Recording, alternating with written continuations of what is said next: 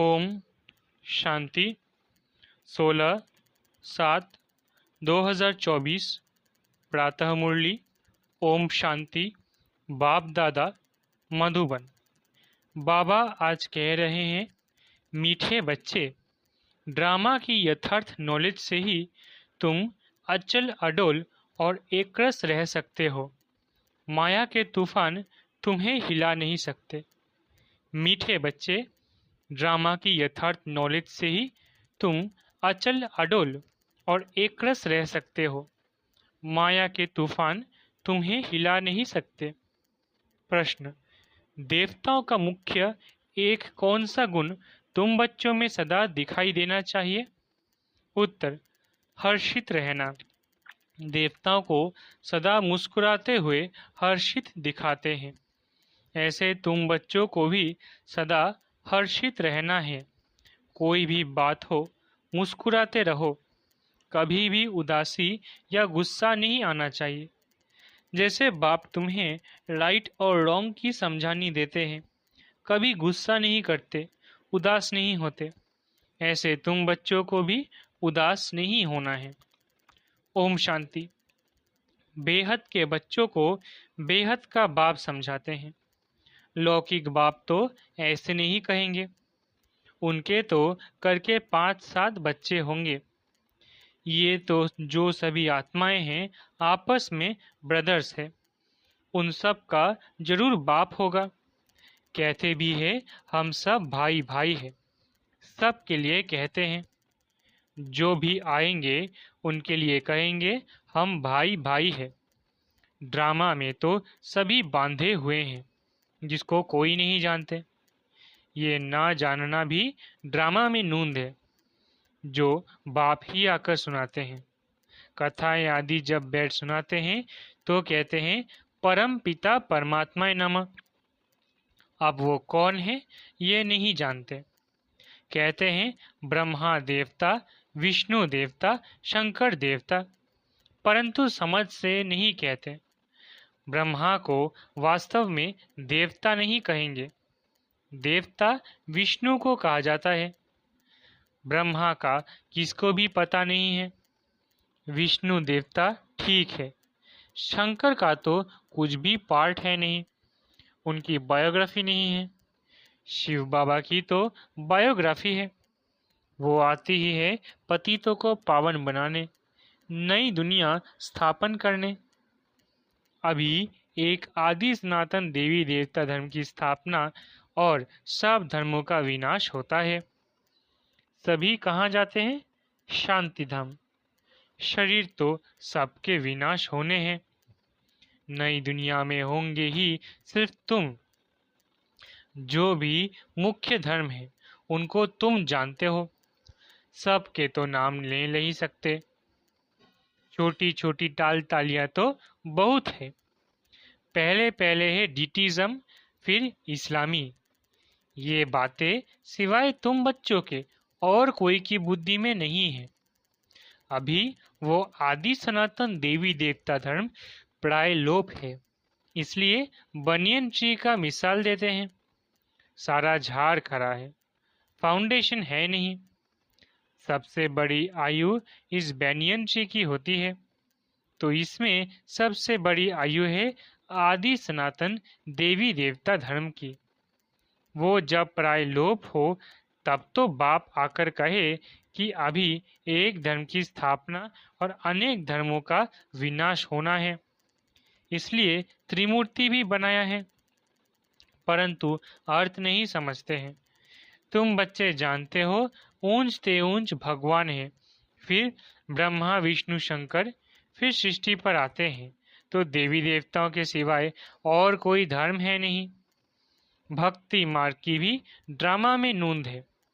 पहले शिव की भक्ति करते, फिर देवताओं की। भारत की ही तो बात है।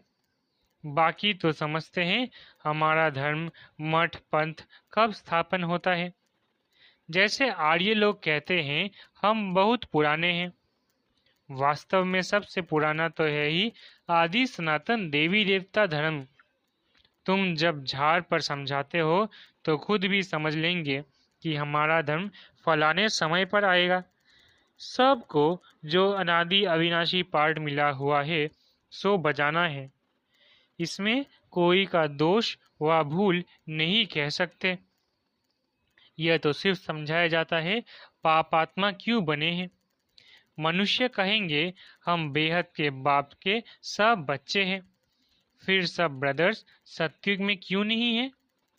परंतु ड्रामा में पार्ट ही नहीं है। ये अनादि ड्रामा बना हुआ है, इसमें निश्चय रखो और कोई बात बोलो नहीं।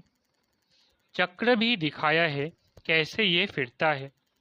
कल्प वृक्ष का भी चित्र है, परंतु ये कोई जानते नहीं कि इनकी आयु कितनी है। बाप कोई की निंदा नहीं करते हैं, ये तो समझाया जाता है। तुमको भी समझाते हैं तुम कितने पावन थे। अभी पतित बने हो तो पुकारते हो हे पतित पावन आओ। पहले तो तुम सबको पावन बनना है, फिर नंबरवार पार्ट बजाने आना है। आत्माएं सब ऊपर में रहती है, बाप भी ऊपर में रहते हैं। फिर उनको बुलाते हैं कि आओ, ऐसे वो बुलाने से आते नहीं हैं। बाप कहते हैं मेरा भी ड्रामा में पार्ट नूंधा हुआ है। जैसे हट के ड्रामा में भी बड़े बड़े मुख्य एक्टर्स का पार्ट होता है, ये फिर है बेहद का ड्रामा। सब ड्रामा के बंधन में बांधे हुए हैं। इसका मतलब ये नहीं है कि धागे में बांधे हुए हो, नहीं, ये बाप समझाते हैं। वो है जड़ झाड़। अगर बीज चैतन्य होता तो उसको मालूम होता ना कि ये कैसे झाड़ बड़ा हो फिर फल देंगे। ये तो है चैतन्य बीज, इस मनुष्य सृष्टि रूपी झाड़ का। इसको उल्टा झाड़ कहा जाता है। बाप तो है नॉलेजफुल, उनको सारे झाड़ की नॉलेज है। ये है वही गीता की नॉलेज, कोई नई बात नहीं है। यहाँ बाबा कोई श्लोक आदि नहीं उच्चारते हैं, वो लोग ग्रंथ पढ़कर फिर अर्थ बैठ समझाते हैं। बाप समझाते हैं ये है पढ़ाई, इसमें श्लोक आदि की दरकार नहीं। उन शास्त्रों की पढ़ाई में कोई एम ऑब्जेक्ट है नहीं। कहते भी है ज्ञान भक्ति वैराग्य, ये पुरानी दुनिया विनाश होती है। सन्यासी का है हद का वैराग्य, तुम्हारा है बेहद का वैराग्य। शंकराचार्य आते हैं तब वो बैठ सिखलाते हैं घर बार से वैराग्य। वो भी शुरू में शास्त्र आदि नहीं सिखाते हैं, जब बहुत वृद्धि होती जाती है तब शास्त्र बनाने शुरू करते हैं। पहले पहले तो धर्म स्थापन करने वाला एक ही होता है, फिर आहिस्ते आहिस्ते वृद्धि को पाते हैं। ये भी समझना है सृष्टि में पहले पहले कौन सा धर्म था। अभी तो अनेक धर्म हैं। आदि सनातन देवी देवता धर्म था जिसको स्वर्ग हेवन कहते हैं। तुम बच्चे रचयिता और रचना को जानने से आस्तिक बन जाते हो। नास्तिक पने का कितना दुख होता है। निधन के बन पड़ते हैं, आपस में लड़ते झगड़ते रहते हैं। कहते हैं ना तुम आपस में लड़ते रहते हो, तुम्हारा कोई धनी धोनी नहीं है क्या? इस समय सब निधन के बन पड़ते हैं। नई दुनिया में पवित्रता सुख शांति सब था, अपार सुख थे। यहाँ अपरम अपार दुख है। वो है सतयुग के, ये है कलयुग के। अभी तुम्हारा है पुरुषोत्तम संगम युग। ये पुरुषोत्तम संगम युग एक ही होता है। सत्युग त्रेता के संगम को पुरुषोत्तम नहीं कहेंगे। यहाँ है असुर, वहाँ है देवताएं। तुम जानते हो ये रावण राज्य है। रावण के ऊपर गधे का शीश दिखाते हैं। गधे को कितना भी साफ कर उस पर कपड़े रखो, गधा फिर भी मिट्टी में लेटकर कपड़े खराब कर देगा। बाप तुम्हारे कपड़े साफ गुल बनाते हैं, फिर रावण राज्य में लिथर कर अपवित्र बन जाते हो। आत्मा और शरीर दोनों अपवित्र बन जाते हैं। बाप कहते हैं तुमने सारा श्रृंगार गंवा दिया, बाप को पतित पावन कहते हैं। तुम भरी सभा में कह सकते हो कि हम गोल्डन एज में कितने श्रृंगारे हुए थे, कितना फर्स्ट क्लास राज्य भाग्य था, फिर माया रूपी धूल में लिथर कर मैले हो गए। बाप कहते हैं ये अंधेरी नगरी है, भगवान को सर्वव्यापी कह दिया है, जो कुछ हुआ वो रिपीट होगा, इसमें मूंझने की दरकार नहीं है।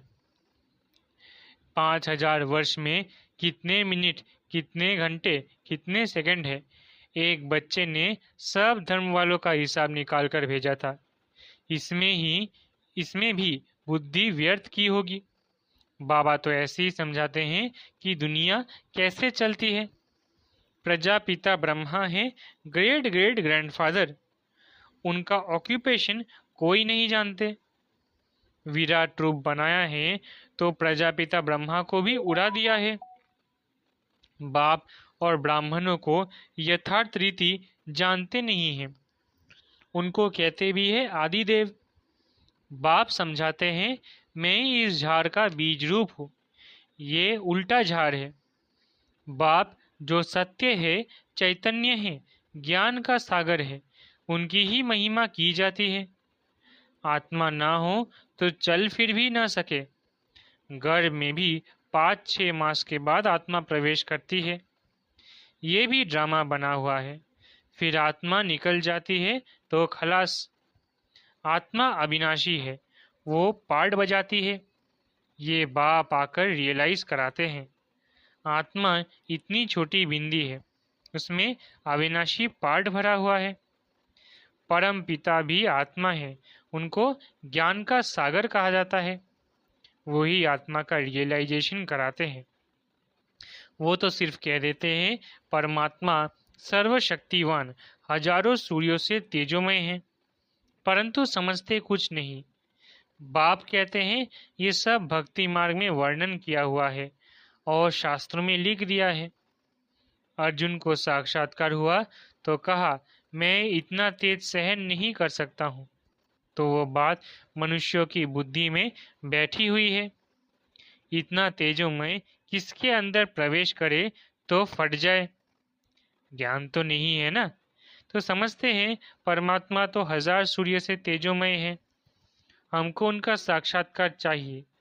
भक्ति की भावना बैठी हुई है तो उनको वो साक्षात्कार भी होता है। शुरू शुरू में तुम्हारे पास भी ऐसे बहुत साक्षात्कार करते थे, आंखें लाल हो जाती थी। साक्षात्कार किया, फिर आज वो कहाँ है? वो सभी है भक्ति मार्ग की बातें। तो ये सब बाप समझाते हैं, इसमें ग्लानि की कोई बात नहीं। बच्चों को सदैव हर्षित रहना है। ये तो ड्रामा बना हुआ है, मुझे इतनी गालियां देते हैं, फिर मैं क्या करता हूँ? गुस्सा आता है क्या? समझता हूँ ड्रामा अनुसार ये सब भक्ति मार्ग में फंसे हुए हैं। नाराज होने की बात ही नहीं है, ड्रामा ऐसा बना हुआ है, प्यार से समझानी देनी होती है। बेचारे अज्ञान अंधेरे में पड़े हैं, नहीं समझते हैं तो तरस भी पड़ता है। सदैव मुस्कुराते रहना चाहिए। ये बेचारे स्वर्ग के द्वारे आ नहीं सकेंगे, ये सब शांति धाम में जाने वाला है। सब चाहते भी है शांति ही हो, तो बाप ही रियल समझाते हैं। अभी तुम जानते हो कि ये खेल बना हुआ है, ड्रामा में हर एक को पार्ट मिला हुआ है। इसमें बड़ी अचल स्थैर्य बुद्धि चाहिए। जब तक अचल अडोल एक रस अवस्था नहीं, तब तक पुरुषार्थ कैसे करेंगे? कुछ भी हो, भल तूफान आए, परंतु स्थैर्य रहना है। माया के तूफान तो ढेर आएंगे और पिछाड़ी तक आएंगे, अवस्था मजबूत चाहिए। ये है गुप्त मेहनत। कई बच्चे पुरुषार्थ कर तूफान को उड़ाते रहते हैं, जितना जो पास होगा उतना ऊंच पद पाएगा। राजधानी में पद तो बहुत है ना। सबसे अच्छे चित्र है त्रिमूर्ति, गोला और झाड़, ये शुरू के बने हुए हैं। विलायत में सर्विस के लिए भी ये 2 चित्र ले जाने हैं। इन पर ही वो अच्छी रीति समझ सकेंगे। आहिस्ते आहिस्ते बाबा जो चाहते हैं कि ये चित्र कपड़ों पर हो, वो भी बनते जाएंगे। तुम समझेंगे कि ये कैसे स्थापना हो रही है। तुम भी इसको समझेंगे तो अपने धर्म में ऊंच पद पाएंगे। क्रिश्चियन धर्म में तुम ऊंच पद पाना चाहते हो तो ये अच्छी रीति समझो। अच्छा, मीठे मीठे सिकिलधे बच्चों प्रति माता पिता बाप दादा का याद प्यार और गुड मॉर्निंग। रूहानी बाप की रूहानी बच्चों को नमस्ते। हम रूहानी बच्चों की रूहानी माता पिता बाप दादा को याद प्यार, गुड मॉर्निंग और नमस्ते नमस्ते नमस्ते। शुक्रिया बाबा। धारणा के लिए मुख्य सार। पहला, इस पुरुषोत्तम संगम युग पर पवित्र बन स्वयं का श्रृंगार करना है। कभी भी माया की धूल में लिथर कर श्रृंगार बिगाड़ना नहीं है। दूसरा, इस ड्रामा को यथार्थ रीति समझकर अपनी अवस्था अचल अडोल स्थैर्यम बनानी है। कभी भी मूंझना नहीं है, सदैव हर्षित रहना है। वरदान, सोच समझकर हर कर्म करने वाले पश्चाताप से मुक्त ज्ञानी तू आत्मा भव। वरदान, सोच समझकर कर्म करने वाले पश्चाताप से मुक्त ज्ञानी तू आत्मा भव। दुनिया में भी कहते हैं पहले सोचो फिर करो। जो सोचकर नहीं करते, करके फिर सोचते हैं तो पश्चाताप का रूप हो जाता है। पीछे सोचना यह पश्चाताप का रूप है, पहले सोचना यह ज्ञानी तो आत्मा का गुण है। द्वापर कलयुग में तो अनेक प्रकार के पश्चाताप ही करते रहे, लेकिन अब संगम पर ऐसा सोच समझकर संकल्प व कर्म करो जो कभी मन में भी एक सेकंड भी पश्चाताप न हो, तब कहेंगे ज्ञानी तो आत्मा। स्लोगन, रहमदिल बन सर्व गुणों और शक्तियों का दान देने वाले ही मास्टर दाता है। स्लोगन, रहमदिल बन सर्व गुणों और शक्तियों को दान देने वाले ही मास्टर दाता है। अच्छा, ओम शांति। शुक्रिया बाबा।